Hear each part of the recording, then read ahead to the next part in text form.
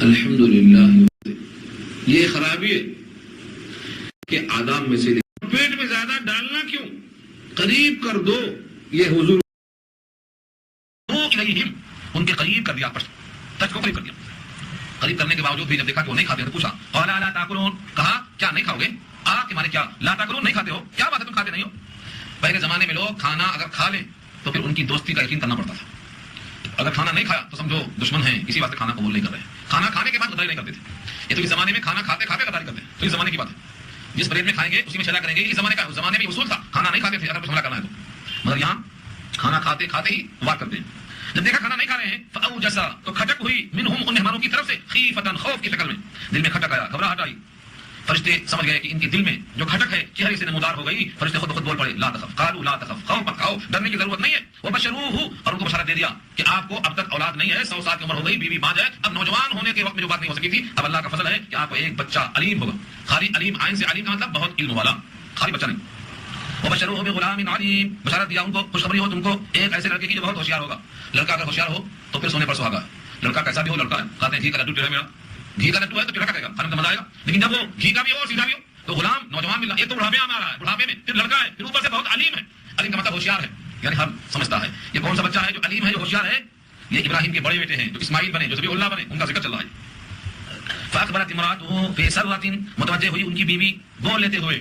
گھر میں سے جب آواز آئی تو گھر میں سے باہر نکلنے تک بولتے بولتے آ رہی ہیں. کیا بولتے آ رہی ہیں؟ میں بڑھیا، میں باز، کیا مجھ سے اب بچہ پیدا ہوگا؟ یہ بول لیتے ہوئے اندر سے آئی. فاخبرت امراته، سامنے آئی ان کی بیوی. فی سرہ، سرہ سواد دے، سرہ کے معنی بڑبڑانا، کچھ نہ کچھ بولتے رہنا. اس بولتے رہنے کو قرآن نقل کرتا ہے فسکت وجہا، اپنے چہرے پر اپنے ہاتھ کو مارا. جیسے کوئی حیرت سے اپنے منہ پہ ہاتھ مارتا ہے، اس کو بولتے ہیں ندامت سے سر کو ہاتھ میں دے مارنا. فسکت وجہا، اپنے چہروں کو اپنے ہاتھوں میں دے مارا. وقالت، اور بول پڑی عجوز، بڑھیا، عقیم، باج.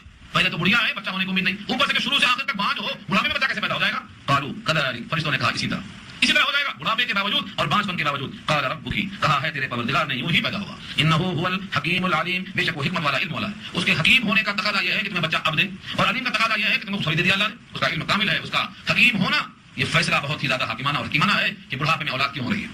اسی لیے اسماعیل سے ابراہیم کی محبت بہت تھی. بچہ ہوشیار ہے، پھر 100 سال کے بعد ملا ہے بڑھاپے میں، اور اتنی تاخیر سے بچہ ملا، محبت بہت زیادہ تھی. اسی لیے اللہ نے اس محبت کو توڑنے کے لیے ذبح کا حکم دے دیا، وہ بھی خواب کی حالت میں، جس کی تفصیلی بات سورہ صافات میں انشاءاللہ آئے گی. اس کے بعد ان فرشتوں نے اپنا پورا پیغام سنا دیا. اب حضرت ابراہیم پوچھتے ہیں اچھا یہ بتاؤ آئے کیوں؟ شان نزول کیا ہے آپ کا؟ صرف بیٹے کی بشارت دینے تو نہیں آئے ہوں گے، اسی کام سے آئے ہوں گے، یہ تو ضمنی بات ہے. اصلی مقصد کیا ہے آنے کا وہ بتاؤ. قال فما خطبكم ايها المرسلون، اے بھیجے ہوئے مرسلون جمع ہے مرسل کی، اور مرسل مانے جس کو بنا کر رسول بھیجا گیا ہو. اے مرسلون، اے بھیجے ہوئے لوگوں. فما خطبكم، خطبہ اور خطبہ، اور خطبہ کو تقریر ہے، اور خطبہ مغنی کا رشتہ ہے، اور خطبكم تمہارا ارادہ اور تمہارا عزم کیا ہے، تینوں معنی آتے ہیں. فما خطبكم، تمہارا کیا ارادہ ہے اے بھیجے ہوئے. قالوا، وہ بول پڑے انا ارسلنا، بے شک ہم بھیجے ہوئے ہیں الى قوم مجرمین، ایک ایسی قوم کی طرف جو مجرم ہے. اس سے مراد قوم ہے قوم صدوم کے لوگ ہیں، قوم لوط کے لوگ. لنرسل علیہم حجارۃ من طین، تاکہ ہم بھیجیں ان پر، یعنی پھینکیں اوپر سے حجارہ، پتھر، من طین، مٹی کے، جیسے ابابیل نے مٹی کے کنکر پھینکے تھے. یہاں بھی حکم ویسا ہی آیا. اور وہ کنکر لائق نہیں ہے کہ الگ الگ پھینکو، مسومۃ، نام لکھا ہوا ہے ہر کنکر پہ، اس سے کون مرے گا. مسومۃ عند ربک للمسرفین، اسراف مسرفین اسم فاعل ہے، حد سے آگے بڑھنے والوں کا. جو آپ کے رب کے پاس مسرف لکھے ہوئے ہیں، اس کنکر پہ ان کا نام لکھا ہوا ہے، یہ جن کو لگے گا وہ مریں گے.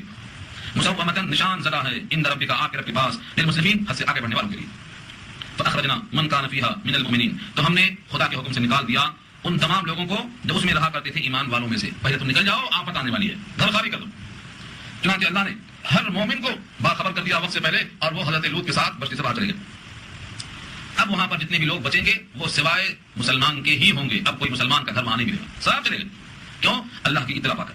فما وجدنا فيها، پھر نہیں پایا ہم نے اس کے اندر غیر بیت من المسلمین، مسلمانوں میں سے سوائے ایک گھر کے. وہ کون تھے؟ حضرت لوط. ان کو کیوں رکھا ہے؟ وہ سب کو ساتھ لے کے نکلیں گے، آخر میں سب کو لے کے نکل جائیں گے. وترکنا فيها آیۃ، اور چھوڑا ہم نے نشانی کے طور پر للذین یخافون العذاب الالیم، ان تمام لوگوں کے واسطے جو ڈرتے ہیں المناک عذاب سے. تو پورا قصہ حضرت لوط کا کئی مقام پہ آ چکا ہے، اس واسطے یہاں اس واقعے کی طرف اشارہ کر کے چھوڑ دیا کہ فرشتوں کا اصل مقصد وہاں وہ تھا جس کا ذکر آ چکا. فرشتوں کا یہاں آنا اور ان کے لیے ضیافت کا ہونا، لیکن مقدر میں نہیں ہے، وہ نہیں کھا سکتے. یہ بتانا مقصود ہے کہ اللہ تعالیٰ کی طرف سے تمہارا رزق پہلے طے شدہ ہے. تم کسی نہ کسی بنا پر نہیں کھا سکو گے اگر تمہارے نام کا نہیں ہے. ایک دانہ تمہارے ہاتھ میں سے نکل جائے گا، یا تمہاری روح پرواز کر جائے گی، یا ٹھسا لگ جائے گا. اس پر اتنے واقعات ہیں، مگر واقعات سنانے سے ہمارا جو مضمون ہے وہ ہٹ جائے گا. اس لیے آپ آگے دیکھو. جس طرح یہاں مضمون پورا ہوا ایسے ہی فرمایا کہ موسیٰ علیہ السلام کی پوری حیات میں سے چند نمونہ دیکھ لو کہ وہاں بھی اللہ کی کیسی قدرت نظر آتی ہے. وفی موسیٰ اور موسیٰ کی زندگی میں موسیٰ کے حالات میں اذ ارسلناہ الی فرعون جب بھیجا ہم نے موسیٰ کو فرعون کی طرف بسلطان مبین کھلی ہوئی سند کے ساتھ.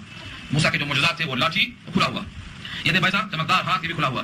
ان تمام کے باوجود فرعون نے نشانیاں دے کر کیا کیا فتولا برکنہ پلٹ گیا وہ اپنے رکن کی طرف یعنی اپنے طاقت کی طرف. ارکان سلطنت مراد وزیروں ہم نشینوں سے کیا کرنا چاہیے, ان کے جواب میں کیا کرنا چاہیے؟ سب نے کہا جادوگر ہے مقابلہ کرو, بلاؤ جادوگروں کو. یہ ہے فتولا برکنہ, پلٹا اپنے ارکان کی طرف سلطنت کے وزراء کی طرف وقال اور کہتا ہے ساحر جادوگر ہے او مجنون یا دیوانہ ہے, دو میں سے ایک ضرور ہے. پھر کیا کیا ہم نے فاخذناہ وجنودہ پھر ہم نے اس کو پکڑا اس کے لشکر کو پکڑا فنبذناہم فی الیم اور پھینک دیا ہم نے اس کو دریا میں وہو ملیم اور وہ تھا اپنے آپ کو ملامت کرنے والا. کاش کہ موسیٰ کی بات مان لیا ہوتا. اور ملامت کے الفاظ سورہ یونس 12 میں تفصیل آ چکے ہیں. جب مرنے لگا فرعون تو کہتا ہے اب میں ایمان لے آیا. موسیٰ ہارون کے رب پر میں ایمان لے آیا. اللہ نے کہا الان اب لایا, اب تو تیری موت کا وقت آ چکا ہے, تو نے موت کا عالم دیکھ لیا ہے, اب تیرے توبہ کا وقت ختم ہو چکا. اس کے بعد ایک مثال دی اللہ نے, یہاں واقعات بیان نہیں کرنا ہے, بیان شدہ واقعات کی طرف اشارہ کرنا ہے. دیکھو اللہ کی قدرت. وفی عاد اور عاد کی زندگی میں نشانی موجود ہے. اذ ارسلنا علیہم جب بھیجا ہم نے ان پر الریح العقیم, ریح کے معنی ہوا اور عقیم معنی بارش. ایسی ہوا کو بانجھ کہا جاتا ہے جس ہوا کے بعد نہ بادل آئے, نہ بارش ہو, نہ ہوا میں خنکی پیدا ہو, نہ ہوا میں سرور اور تازگی پیدا ہو, اس ہوا کو بانجھ ہوا کہا جاتا ہے. ما تذر من شيء اتت عليه الا جعلته كالرميم, نہیں گزرتی وہ ہوا کسی شے پر مگر آتی اس پر اس حال میں کہ اس کو چورا چورا کر دیتی. جعلته کر دیتی اس کو كالرميم, جیسے چورا چورا. ہوا توڑ پھوڑ کے اکھاڑ پکاڑ کے سب کو تباہ کر کے چلی جاتی ہے. قوم عاد کا عذاب تیز ہواؤں کی شکل میں آیا. وفی ثمود اور ثمود کے احوال میں تمہیں سبق ملے گا, نشانی ملے گی. اذ قیل لهم جب ان سے کہا گیا, فرشتوں نے کہا تھا اونٹنی کو ہاتھ مت لگا, لگانے کے بعد کیا کہا تمتعوا اب فائدہ اٹھا لو حتی حین ایک وقت مقررہ بس. فاعتوا عن امر ربهم نافرمانی کیا انہوں نے اپنے رب کے حکم سے, فاخذتهم الصاعقۃ تو کرک نے ان کو پکڑ لیا, وهم ينظرون اور وہ دیکھتے رہ گئے. فما استطاعوا من قیام پھر طاقت نہیں تھی ان کو اٹھنے کی, وما كانوا منتصرین اور نہ وہ بدلے کے قابل تھے, بدلا نہیں لے سکتے. جو جگہ سے اٹھنے پر قادر نہ ہو وہ بدلا پر قادر کیسے ہو سکتا ہے. وقوم نوح من قبل اور قوم نوح میں نشانی ہے اس سے پہلے, یعنی ان تمام واقعات سے پہلے ان کا قصہ ہے. انهم كانوا قوما فاسقین, بے شک وہ لوگ فاسق تھے, نافرمان تھے. فاسقین کا ترجمہ ہے نافرمان, یعنی قوم نوح کا جو حال ہے پوری قوم غرق ہوئی. کیوں؟ حضرت نوح کی بات کو نہیں مانا. تو نہ ماننا کیا ہے؟ فسق ہے. یہ پوری قوم فاسق تھی. ان تمام احوال کو سنا کر بتائی نشانیاں دیکھا آپ نے, اس کو نشانیوں کی طرف دیکھو. اور آپ کے اوپر جو چھت ہے آسمان کی شکل میں اس کو دیکھو. والسماء بنيناها بأيد وإنا لموسعون, اور آسمان جس کو ہم نے بنایا اپنے ہاتھوں سے اپنی قدرت سے, وإنا لموسعون اور ہم ہیں وسعت کرنے والے, اور ہم ہیں مقدور یعنی قدرت والے. تو لموسعون وسعت والے یعنی قدرت والے. ہم اس طرح آسمان کو بنا کر تمہارے سامنے پیش کر دیے ہیں, کیا وسیع القدرت ہے کہ تمہاری نگاہ بھی وہاں تک نہیں پہنچتی ہے. والارض فرشناها اور زمین کو ہم نے کیسا فرش بنایا, فرشناها فرش تک بچھایا ہم نے. فنعم الماهدون کیا عمدہ ہے ہم بچھانے والے, کیسی زمین بچھائی, کیا آسمان بنایا. اور فرمایا زمین اور آسمان کے درمیان میں پانی ہے, پانی کو تیرنے کے لیے مچھلیوں کے لیے پانی, کس قدر شاندار حکمت ہے اللہ کی. آب رواں کے اندر مچھلی بنائی تو نے, مچھلی کے تیرنے کو آب رواں بنایا, یہ اللہ کی قدرت ہے. والارض فرشناها فنعم الماهدون اور کیا عمدہ ہم نے فرش بنایا ہے, کیا عمدہ ہم بچھانے والے ہیں.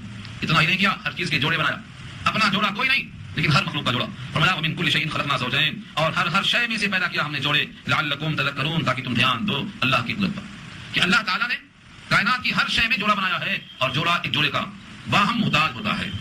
کتنا ہی استغنا آ جائے ہر جوڑا اپنے جوڑے کا محتاج ہوتا ہے, چاہے احتیاج ادنا درجے کی ہو لیکن محتاج ضرور ہوتا ہے. اگر کوئی جوڑے سے خالی ہے تو صرف وہ اللہ کے ساتھ ہے. لعلکم تذکرون تاکہ تم کو دھیان ہو. جب اتنی باتیں معلوم ہو گئی تو اب یہاں وہاں مت بھاگو, ففروا الی اللہ, دوڑو اللہ کی طرف, سو بھاگو اللہ کی طرف. اور نبیوں نے کہا انی لکم منہ نذیر مبین, بے شک میں تمہارے لیے اس کی جانب سے نذیر ہوں, کھلا ہوا ڈرانے والا. جتنے نبی آئے سب نے یہی کہا اس کی طرف سے میں تمہیں ڈر اور خوشخبری دینے والا ہوں, اصل تم کو اللہ کی طرف بھاگنا ہے. ولا تجعلوا مع الله الها اخر اور مت بناؤ اللہ کے ساتھ دوسرا کوئی معبود. انی لکم منہ نذیر مبین, بے شک میں ہوں تمہارے لیے اس کی طرف سے کھلا ہوا ڈرانے والا. ہر نبی نے یہی کہا میں تمہیں ڈر سنانے والا ہوں, اور سب کا مشترکہ پیغام یہ رہا کہ تم اللہ کے ساتھ کسی غیر کو شریک مت کرنا. ایک ہی چیز ہے.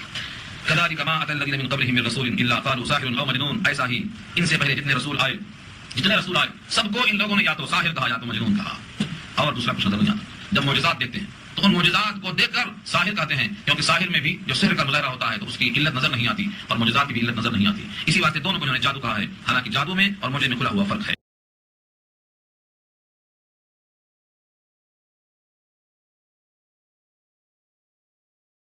تلاوت کی ہوئی آیتیں سورہ ذاریات میں تقریباً آیت نمبر 52 تک گفتگو ہو چکی تھی. اللہ تعالیٰ کی طرف سے زمین اور آسمان کی تخلیق میں استدلال یہ ہے کہ ہم نے اپنی قدرت سے آسمان کو بنایا ہے, اور ہم کتنا وسیع القدرت ہیں, اور ہم نے زمین کو کتنا عمدہ فرش بنایا ہے, اور کتنا عمدہ ہم بچھانے والے ہیں. ہر چیز کا ہم نے جوڑا بنایا ہے. ایک ہی ذات ہے جو بغیر جوڑے کی ہے, اس سے تمہیں تذکر اور دھیان کا موقع ملے گا. اس لیے اسی ذات کی طرف دوڑو, میں اسی کی طرف سے تم کو ڈرانے والا ہوں. اللہ کے ساتھ کسی اور معبود کو قرار مت دو, بے شک میں تمہارے لیے اسی کی طرف سے ڈر سنانے والا ہوں, کھول کر واضح کرنے والا ہوں. اسی طرح سے جو ان سے پہلے رسول آئے جن لوگوں کے پاس آئے انہوں نے بھی ایسا ہی کہا رسولوں کو، یعنی جادوگر کہا اور مجنون کہا. کیا انہوں نے وہاں بھی دوسرے کو وصیت کی تھی؟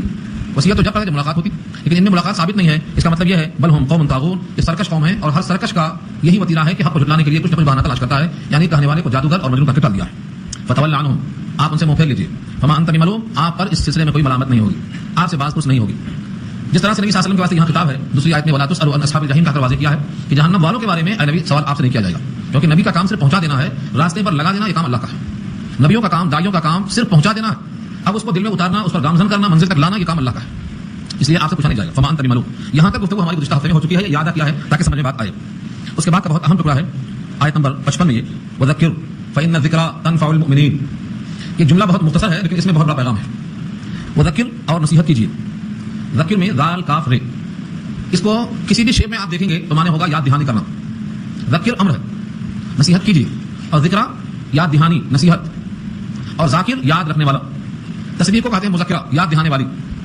تذکرہ کہتے ہیں ٹکٹ کو، یاد جاتا ہے کہ ہم نے پیسہ دیا کہ نہیں دیا، لیا کہ نہیں دیا. اللہ تعالیٰ نے اوپر کی آیت کے ساتھ کہ آپ کو کوئی ملامت تو نہیں ہے، جہنم والوں کے بارے میں سوال آپ سے نہیں ہوگا، آپ ان سے پیٹ پھیر لیجیے، اعراض کر جائیے، آپ کے بارے میں کوئی سوال نہیں ہوگا ان کے متعلق. تو بظاہر دل میں خیال آتا ہے کہ جب ان کے بارے میں ہم سے سوال نہیں ہوگا تو پھر ہم ان کو پیغام کو پہنچائیں گے، ہم ان کے لیے بار بار چکر کیوں کاٹیں، ان کے سامنے حق واضح کرنے کے لیے اپنا وقت ضائع کیوں کریں. ایک فطری سوال پیدا ہوتا ہے. چنانچہ آج مسلمانوں کی بہت بڑی تعداد سمجھنے پہ مجبور ہے کہ آخر ہم دعوت کیوں دیں. اذان سے دعوت ہو گئی، انبیاء سے دعوت ہو گئی، کتابوں سے دعوت ہو گئی، اور بہت سے داعی نکل چکے دعوت دینے والے، ہمارے ذمہ کیا دعوت ہے، ہم کو دعوت دیں. جب ان کے بارے میں ہم سے پوچھا نہیں جائے گا تو ہمارا ذمہ کہاں. یہ سوال آج اگر حل ہو گیا تو دعوت سمجھ میں آ جائے گی. یہاں اللہ نے پیغام کو دو چیزوں کا جوڑا. فتول عنہم، آپ ان سے منہ موڑ لیجیے. فما انت بملوم، آپ ملامت نہیں کیے جائیں گے کہ آپ نے ان سے کیوں منہ موڑا، کیونکہ آپ نے حجت پوری کر دیا ہے، اور ان لوگوں نے اس حجت کے جواب میں آپ کو جادوگر اور مجنون کہا ہے. معلوم یہ ہوا کہ دعوت دینے کے بعد ہر دھرمی پر جب آدمی آ جائے تو اسے اعراض کا حکم ہوتا ہے، اور جب تک اس کو دعوت ہی نہیں دی گئی، اس تک پیغام پہنچا ہی نہیں، تو اس کی ہر دھرمی ثابت ہی نہیں ہوئی، تو اسے اعراض کرنے کا حکم نہیں ہوگا، پھر تو سوال کیا جائے گا. جس طرح سورہ مائدہ میں آیا ہے یا ایھا الرسول بلغ ما انزل الیک من ربک وان لم تفعل فما بلغت رسالتہ. اے اللہ کے رسول اس چیز کو پہنچا دیجیے جو آپ کی طرف نازل کیا گیا ہے اللہ کی طرف سے. اگر آپ نے یہ نہیں پہنچایا تو آپ نے رسالت کا پتہ نہیں کیا. اس کا مطلب یہ ہو پہلے پیغام پہنچانا ہے. اس کے بعد اگر وہ ہر دھرمی کرتے ہیں، اعراض کرتے ہیں، جادوگر اور مجنون کہتے ہیں، تو پھر اب ملامت نہیں ہوگی ان تک بات پہنچانے کے بعد. اگر کوئی آدمی پہلے سے فیصلہ کر لے کہ بات پہنچا کر فائدہ نہیں ہے، یہ لوگ مانیں گے نہیں، بات پہنچا کے فائدہ نہیں. اس سوال کا جواب اس آیت میں دیا ہے. وذکر، آپ کا کام یہ ہے کہ آپ نصیحت کیجیے. فإن الذکریٰ، کیونکہ نصیحت تنفع المؤمنین، نفع دیتی ہے ایمان والوں کو. نفع دیتی ہے ایمان والوں کو، چاہے وہ نصیحت کرنے والا ہو یا نصیحت سننے والا ہو، دونوں کو نفع دیتی ہے. اگر نصیحت کرنے والا ہے اور وہ مومن ہے تو اس کو اس پر اجر ملے گا، اس کا فریضہ پورا ہوگا. اور اگر وہ سننے والے مومن ہیں تو اس نصیحت سے ان کو اللہ کی طرف ان کے قلب میں خشیت پیدا ہوگی، میلان پیدا ہوگا. تو سننے والے کو فائدہ ہوگا اور سنانے والے کو فائدہ ہوگا. اسی واسطے نصیحت کرنے کا اللہ نے حکم دیا ہے. لیکن نصیحت کرنے کے لیے دو شرطیں رکھا. ہم نصیحت کرنے کے لیے داستان سناتے ہیں عربی لیلا کی، شیریں و فرات کے واقعہ سنا دیں، یا بہت دنیا میں بڑے بڑے علوم والے قصے گزرے ہیں وہ داستانیں سنا دیں. فرمایا نہیں، یہ نصیحت نہیں ہوتی. نصیحت آپ جن چیزوں سے چاہیں کرتے نہیں. نصیحت کس سے کی جائے، اس کا ذریعہ کیا ہو، اللہ نے اس کو واضح کیا. سورہ قاف میں یہ آیت گزر چکی ہے پیچھے. وذکر بالقرآن من یخاف وعید، یہی لفظ بیان ہے. یہاں کیا ہے، وذکر فإن الذکریٰ تنفع المؤمنین، نصیحت کرو، نصیحت دیتی ہے نفع ایمان والوں کو. اور اسی ذکر کو پھر استعمال کیا سورہ قاف میں، اور یہ کہا ذکر بالقرآن، نصیحت کرو تو قرآن سے کرو. من یخاف وعید، جو وعیدوں سے ڈرتا ہے اس کو قرآن کی نصیحت سے نفع پہنچے گا. تو ایک شرط لگایا اللہ نے، اور وہ شرط یہ ہے کہ نصیحت تو نفع دیتی ہے، لیکن تم نصیحت کرنے میں اولویت دو قرآن کریم کو. اگر اس کے لیے نصیحت کریں گے تو فائدہ یقیناً ہوگا، کیونکہ ایک حرف پر 10 کی، یا اگر زیادہ سے زیادہ کوشش کیا، اخلاص پیدا ہوا، اہم وقت میں پیش کیا تو 700 کی. تو قرآن کریم سے اگر نصیحت کی گئی تو نصیحت پر اجر ہے، ہر لفظ میں 10 نیکیاں ہیں، اور پہنچانے کا جو عمل ہے اس پر الگ اجر ہے. اور اگر کوئی بھی ایک بندہ اللہ کا قرآن کریم کی وجہ سے اللہ سے قریب ہو گیا تو صدقہ جاریہ ہوگا آپ کے لیے. اس کے ذریعے سے جتنے لوگ اسلام پر ایمان پر قائم ہوتے چلے جائیں گے، ان کی نسلیں آباد ہو جائیں گی، ان تمام کا تمہیں اجر ملے گا. صدقہ جاریہ کو ہم نے سمجھا نہیں. صدقہ جاریہ کیا سمجھتے ہیں ہم لوگ؟ مسجد مدرسہ دو ہی چیز سمجھتے ہیں. ہر وہ عمل جس کا سلسلہ چلتا رہے، جاریہ مانے جاری، جو عمل جاری ہو، ثواب پہنچتا رہے، اس کو صدقہ جاریہ کہا جاتا ہے. ایک بندہ ہے اللہ سے غافل ہے، اس کو آپ نے قرآن کے ذریعے سے نصیحت کی اور اس کے دل میں توحید پیدا ہو گئی، وہ قرآن کریم کا قائل اور معترف ہو گیا. اس کتاب سے اس نے اللہ کی معرفت حاصل کر لی اور اس نے اپنے ماتحتوں میں، اپنے بیوی بچوں میں، اپنے خاندان والوں میں اس قرآن کریم کو پہنچا دیا. تو آپ نے ایک چراغ جلایا، اس نے 100 چراغ جلا دیے. ان 100 کی نسلیں پھر چلیں گی تو 100 جا کر ایک نہیں ہوں گے، 100 سے بھی 1000 ہوں گے. وہ اس طرح سے آپ کی قبر میں محسوس بھی نہیں ہوگا کہ آپ نے کسی ایک کو نصیحت کی تھی، لیکن اس کے بدلے میں آپ کو ہزاروں لوگوں کے اصلاح پر چلنے کا ثواب پہنچتا جائے گا. صدقہ جاریہ ہے. تو پہلی شرط یاد رہے گی، نصیحت کرنا ہے تو قرآن سے کرنا ہے. اگر قرآن کریم سے نصیحت نہیں کی گئی تو فائدہ تب بھی ہوگا، لیکن فائدے کی مقدار گھٹ جائے گی. ایک تو قرآن کے ہر لفظ پہ 10 نیکی ملتی ہے، وہ نہیں ملے گی، صرف دعوت دینے کا ثواب ملے گا. اور دوسرے، آپ کے لفظوں میں جو تاثیر ہے وہ مقابلہ کلام الہی کے کم ہے. آپ اپنے الفاظ پیش کریں گے وہ بھی ایک لفظ ہے، اور ایک وہ لفظ ہے جو اللہ کے کلام کا حصہ ہے، اس کی تاثیر اس کی تاثیر میں بڑا فرق ہے. کیونکہ آپ کا کلام انسانی کلام ہوگا اور وہ کلام ربانی ہوگا. اس کے بارے میں قرآن کا بیان یہ ہے کہ ہم نے اس میں شفا نازل کیا ہے. منزل من القرآن ما هو شفاء، اور شفا کس چیز کی؟ جسمانی امراض کے لیے بھی، روحانی امراض کے لیے بھی، وہ دل و نگاہ کی ہر بیماری کا علاج اس کے اندر. تو اس آیت کا اپنا ذاتی ایک وصف ہے جو سب طبیعت کو صاف کرتا ہے، قلوب کو صاف کرتا ہے، تو اس کا بھی اثر ہوگا. اس لیے نصیحت کرنے والا اپنے الفاظ سے زیادہ اگر قرآن کے الفاظ پیش کرتا ہے تو ان لفظوں کا اثر ضروری ہوتا ہے. قرآن اسی واسطے کہا ہے وذکر بالقرآن من یخاف وعید. اب یہ سوال عام ذہن ہوتا ہے کہ ہمارے بس کی ہے نہیں، یہ ذکر بالقرآن، قرآن سے نصیحت کرنا ہمارے بس کی نہیں ہے. ایسا نہیں ہے کہ یا تو پورا کا پورا ہم حاصل کر لیں گے یا ہم کچھ بھی حاصل نہیں کریں گے. ایک عربی کا مقولہ مشہور ہے ما لا یدرک کلہ لا یترک کلہ. جو چیز تمام تر حاصل نہیں کی جا سکتی وہ تمام تر چھوڑی بھی نہیں جا سکتی. چلو آپ پورا قرآن نہیں پیش کر سکتے ہیں تو اس کی وجہ سے آپ تھوڑا بھی نہیں پیش کریں گے، یہ کس نے کہا دیا؟ کھائیں گے تو کسے کہیں گے تو وہ کیا کریں گے؟ یہ مطلب آپ پورا قرآن نہیں پیش کر سکیں گے تو آپ ایک آیت تو پیش کر سکتے، 2 آیت تو پیش کر سکتے. آپ کو اب اتنا معلوم ہے لعنت اللہ علی الکاذبین، جھوٹوں پر اللہ کی لعنت ہے، آپ اس کا ٹکڑا کر لیجیے اور موقع سے یہ بولیے بھائی اللہ نے کہا ہے لعنت اللہ علی الکاذبین، جھوٹوں پر اللہ کی لعنت ہے. اتنا کرنا کیا مشکل ہے آپ کو؟ ایسے کلام اللہ میں 100 ٹکڑے ملیں گے آپ کو نصیحت کرائے جس میں آپ کو فائدہ ہوگا. تو ہمارے پاس یہ عذر چلنے والا ہے کہ نہیں ہم تو نہیں کر سکتے، تو کام علماء کا ہے. نہیں، مومن جتنے مومن ہیں وہ اس کے مخاطب ہیں. ذکر بالقرآن کے مخاطب پورے مومن، نبی کے توسط سے صحابہ اور صحابہ کے توسط سے تابعین، اس کے بعد ہر مومن اس کا مخاطب ہے جو بھی اس لفظ کو تلاوت میں گزارے گا. ذکر بالقرآن، اللہ نے خود کہا ہے کہ ذکر بالقرآن کے لیے ایک محنت کا کام کرنا پڑتا ہے، اس کا نام ہے جہد. اور جہد کے معنی کوشش، محنت. ہم کوشش کرتے ہیں مکان بن جاتا، کوشش کرتے ہیں مسجد بن جاتی، کوشش کرتے ہیں تو زندگی آباد ہو جاتی، کوشش کرتے ہیں تو بڑے بڑے پلان اور منصوبے ہمارے بن جاتے ہیں، بڑی بڑی فیکٹریاں بن جاتی ہیں. اللہ فرماتے ہیں تم نے ہر جگہ کوشش کی ہے، ذرا تھوڑی کوشش قرآن کے ساتھ بھی کر لو. وجاہدہم بہ جہادا کبیرا. یہ جاہد مانے کوشش کرو، بھی کا مرجع بالقرآن ہے سورۃ فرقان کی آیت میں. تو جب تم نے کوشش کی تو فیکٹری بن گئی، اور تم نے کوشش کی تو قرآن کے ساتھ جب مجاہدہ کیا تو اس سے نصیحت حاصل کرنا بھی اور دینا بھی آسان ہو جائے گا. وجاہدہم بہ جہادا کبیرا. ایک بہت بڑا اشکال اکثر دماغوں میں آتا رہتا ہے کہ نہیں قرآن کریم کے لیے 17 علوم کی شرط ہے، تب تک ہم زبان نہیں کھول سکتے.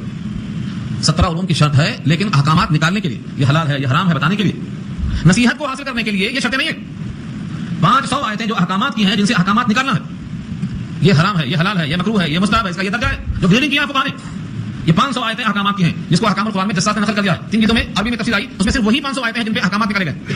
تو 6666 آیتوں میں سے آپ 500 نکالنے کے بعد کتنا بچ رہا؟ 6000. یہ 2 آیتیں آپ کو احکامات کی نہیں ہیں، یہ تو نصیحت کی ہیں.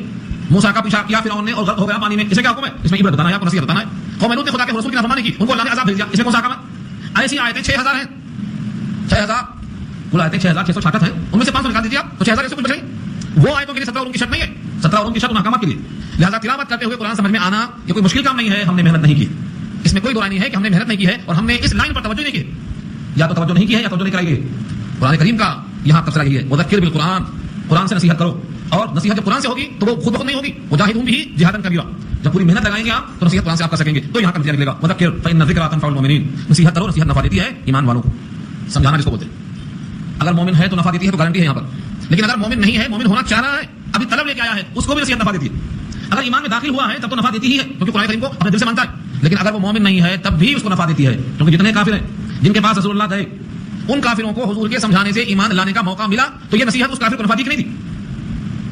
قرآن کریم میں کتنوں کے نام بتائیں. ایک کافر آ کے سامنے بیٹھتا ہے اور اللہ کے نبی اس کافر کو قرآن پڑھ کے سمجھا رہے ہیں اور ابھی تقریر نہیں صرف تلاوت. عمر بن طفیل کا بہت مشہور قصہ ہے، سورہ حامی سجدہ کی آیت. کچھ نہیں کیا حضور نے، جبکہ وہ دل میں کفر نہیں، کفر کے ساتھ شدت کی نفرت لے کر آیا تھا. اسے لوگوں نے کہا تھا کہ ایک نئے صاحب ہیں، آپ نے دین سے پھر گئے ہیں، ان سے ملنا نہیں، وہ میاں بیوی میں فرق پیدا کر دیتے ہیں، ان کے قریب نہیں جانا. لیکن وہ طواف کرتے کرتے گھٹتے رہے کہ میں ایک عرب کا فصیح اللسان شاعر ہوں، میں بھی اپنے قوم کا رئیس ہوں، سردار ہوں، اور میں ان سے آنکھ نہ ملاؤں، ان سے میں بات کروں، اتنا بزدل تو پہلے سے جینے پر.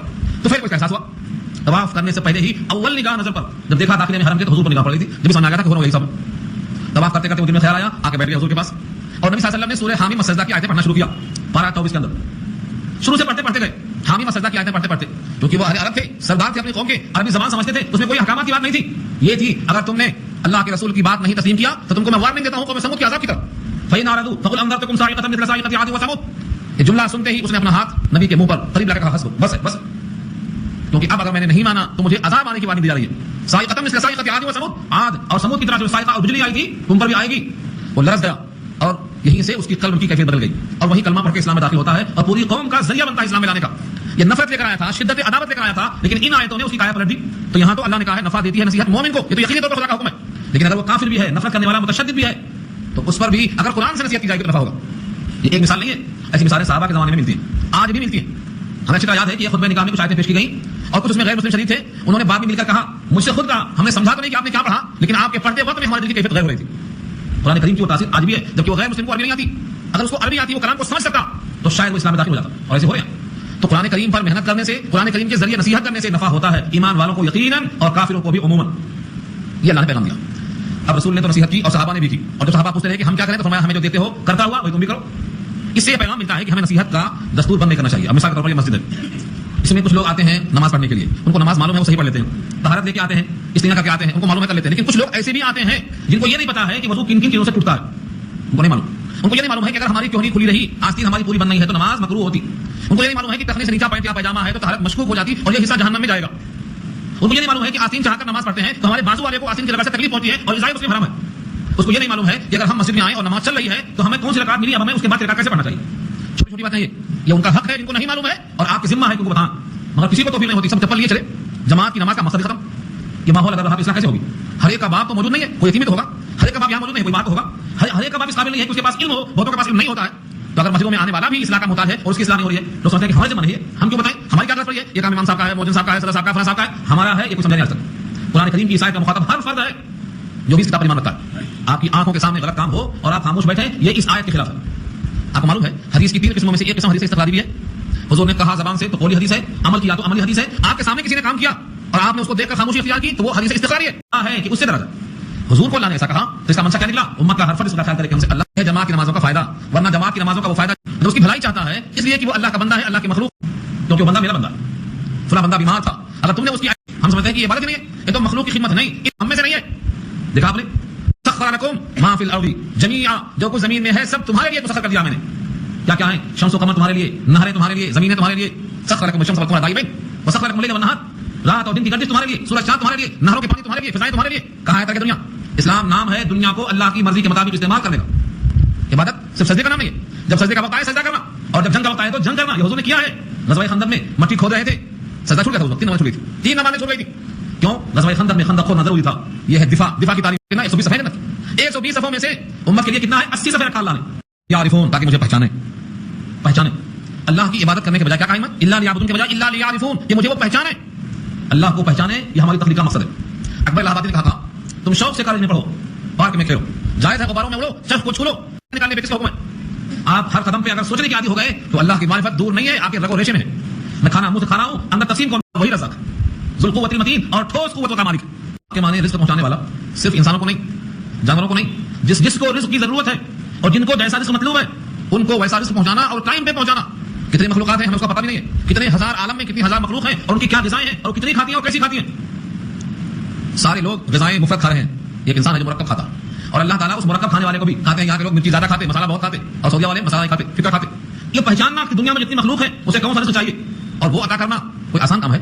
علم محیط چاہیے کہ کون سی مخلوق کی غذا کیا ہے، کتنی غذا ہے اور کس مخلوق کو کس غذا کے لیے ضرورت ہے. یہ اللہ کا علم محیط ہے، آسان نہیں ہے. بولا رزاق. حضرت سلیمان کو خواہش ہوئی تھی کہ ایک دن دعوت کریں گے مچھلیوں کی. بادشاہ تھے، پوری دنیا کے بادشاہ تھے، دعوت کریں گے، جتنا انتظام کرنا تھا سب کر لیے، ایک مچھلی پورا کھا گئی. ایک ہی مچھلی. دنیا میں کوئی انسان کسی کا رزاق نہیں بن سکتا. رزاق بھائی نہیں پکڑنا، ہاں عبد الرزاق پکڑنا. دنیا میں رزاق بھائی کوئی پیدا نہیں ہوا ہے. عبد الرزاق سب بندے ہیں رزاق کے. رزاق وہ ہے جو سب کو رزق پہنچاتا ہے. جو سب کو پہچان لیا تو رب کو ضرور پہچانے. کتنے انسان ہیں جو جانتے ہیں اپنا ماضی کہ میں ماضی میں ایک حقیقت تھا، گیہوں اور چاول کے دانوں میں تھا، اس سے پہلے زمین کے ذروں میں تھا، اس سے پہلے باپ کی سل میں تھا اور ماں کے رحم میں تھا. اس کا کوئی ادراک نہیں کرتا. یہ ماضی ہے اور ایسا ماضی ہے کوئی اس کا انکار نہیں کر سکتا. بڑے سے بڑا انسان اس کا یہی ماضی ہے. حال یہ ہے کہ جسم میں اتنی گندگی ہے کہ اللہ نے چمڑے کا لباس اگر نہ پہنایا ہوتا تو یہ اس کے جسم کی گندگی سے خود پریشان ہوتا. ہر منفذ اور ہر مخرج سے گندگی کا خروج ہوتا ہے. اس کا حال ہے. اور مستقبل یہ ہے کہ یہ زمین کا کیڑا اسے کھائے گا، اس سے کوئی بچنے والا نہیں ہے. جلایا جائے گا یا مچھلیاں کھا جائیں گی یا کیڑے کھا جائیں گے. جسم کی ہڈی ہڈی چورا چورا ہو جائے گی. صرف ایک ہڈی ہے جو ریڑھ کی ہڈی کا آخری حصہ ہے، اس کو مٹی نہیں کھا سکتی، اس کو دوسری چیزیں کھاتی ہے. وہاں کے دسترخوان سے فیضیاب ہونا ہے، یہ اسی کو ملے گا جو اللہ کی معرفت حاصل کرے گا. اس آیت کا تقاضا وہی ہے. اب ان تمام باتوں کا جو انکار کرتے ہیں ان کے لیے آخری پیغام دیا اللہ نے کہ جیسے کنویں پر ڈول ہوتا ہے. پہلے زمانے میں کنواں ہوتا تھا، اس کی منڈیر ہوتی تھی اور اس میں 2 ڈنڈے لگے ہوتے تھے لکڑیوں کے موٹے، چرخی ہوتی تھی اس میں، وہاں ڈول بندھا ہوا ہوتا تھا. جو بھی آیا پانی کھینچا، رسی کھینچتا تو ڈول اوپر آتا اور پانی لینے کے بعد چھوڑتا تو ڈول نیچے جاتا، پھر رسی اوپر آتی. اس ڈول کو زنوب کہتے ہیں. یہاں بولا جا رہا ہے سنبھالنے کا مقصد کیا ہے؟ یہاں بولا جا رہا ہے زنوب، پانی کا وہ ڈول. جیسے یہ ڈول پانی سے بھرتا ہے ایسے یہ ڈول گناہوں سے بھرتا ہے. تو جن لوگوں نے حقیقت کا انکار کیا ہے، اب گناہ کرتے کرتے انکار کرتے کرتے ان کے نامہ اعمال کا ڈول گناہوں سے بھر چکا ہے. جیسے ان گناہگاروں کو عذاب آیا تھا ان پر بھی آنے والا ہے. یہ ہے سبق اس کے لیے. فرمایا اللہ نے فَإِنَّ لِلَّذِينَ ظَلَمُوا، بس بے شک ان لوگوں کے واسطے جنہوں نے ظلم کیا ہے، ذنوباً ڈول مقرر ہے، یعنی لمٹ ہے. اب ان کا پیمانہ بھرنے والا ہے گناہوں سے. مثل ذنوب اصحابہم، ان کے ساتھیوں کے گناہ کی طرح. اصحاب کے معنی اصل میں ساتھی کہتے ہیں. جس طرح سے ان کافروں کے ڈول بھر گئے تھے گناہوں سے، اب ان کے ساتھیوں کی طرح ان کے بھی ڈول گناہوں سے بھرنے والے ہیں. فلا یستعجلون، لہذا جلدی نہ کریں، جلدی نہ کریں، ڈول بھرتے ہی پکڑے جائیں گے. فوائل، پس ہلاکت ہے، للذین کفروا، ان کے لیے جنہوں نے کفر کیا، من یومہم الذی یوعدون، اس دن جس دن کا ان سے وعدہ کیا جا رہا ہے کہ وہ ہلاکت کا دن ہے. اور وہ دن سب کو معلوم ہے. جیسے ہی آنکھ بند ہوگی سب کھل جائے گا. راز جتنے غیب ہیں سب مکشوف ہو کے سامنے آ جائیں گے. دور سے قافلہ نظر آتا نہیں، دھول اڑتی ہے. کوئی کہتا ہے گدھوں کا قافلہ آ رہا ہے، کوئی کہتا ہے گھوڑوں کا قافلہ آ رہا ہے. فسوف تری اذا انکشف الغبار، افاسن تحت رجل کام حمار، جب غبار کے بادل چھٹ جائیں گے تو معلوم ہو جائے گا تم گدھے پر سوار تھے یا گھوڑے پر سوار تھے. ان تمام کافروں کو اس دن تک مہلت ہے جس دن آنکھ کھلی ہے. جس دن آنکھ بند ہو جائے گی اور دل کی آنکھیں کھل جائیں گی اس دن معلوم ہو جائے گا کہ ان کے گناہوں کا ڈول بھر چکا ہے. اب ان کو عذاب میں جلدی کرنے سے کچھ حاصل نہیں ہے. ان کا ایک وعدہ مقرر کیا ہوا ہے، وہ وعدے کا دن آتے ہی ان کے واسطے ہلاکت ہے اور بچانے والا اور کوئی نہیں ہے. فویل للذین کفروا من یومہم الذی یوعدون، سو ہلاکت ہے ان کافروں کے لیے اس دن جس دن کا ان سے وعدہ کیا جا رہا ہے. یہ وعدہ حساب کا دن ہے.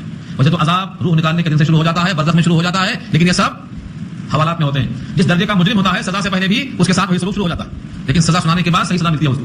تو مرنے سے پہلے نہیں، مرنے کے بعد سزا شروع ہے، لیکن حساب کتاب کے بعد دائمی جنت ہوگی یا دائمی جہنم ہوگی. یہاں ہمارے سورہ وہی دن ہے. یہاں سورہ ذاریات مکمل ہو گئی.